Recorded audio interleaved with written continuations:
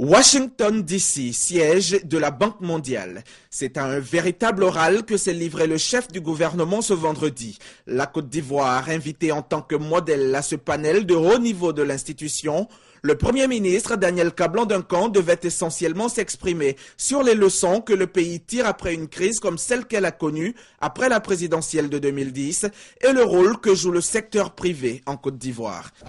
Nous sommes conscients du fait que le secteur privé national comme international peut être le moteur de l'économie.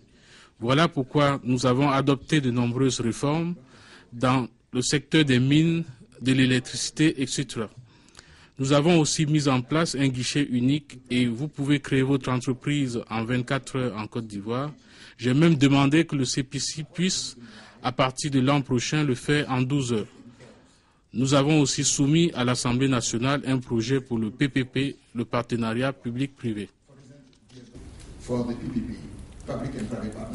Et pour preuve, la part du secteur privé en 2012 sur l'ensemble des investissements en Côte d'Ivoire était de 62% et l'an dernier, elle a approché les 64%. L'objectif de l'État est d'atteindre les 70% d'ici 2020, une performance saluée par tous. Le gouvernement de la Côte d'Ivoire, représenté ici par le Premier ministre Duncan, a fait du secteur privé l'une des pierres fondamentales, donc je dirais de la base fondamentale du développement économique en Côte d'Ivoire. Donc c'est pour cela, c'est l'une des raisons pour lesquelles nous avons invité le Premier ministre. Il faut dire également que la Côte d'Ivoire, comme vous le savez, a eu d'excellents résultats depuis la sortie de crise. Donc c'était également l'idée d'avoir quelqu'un qui puisse parler aux autres et dire écoutez, voilà ce qui s'est passé dans un pays fragile, voilà ce que nous pouvons faire pour avancer. C'est impératif pour les gouvernements et aussi pour les organisations internationales pour assister, pour encourager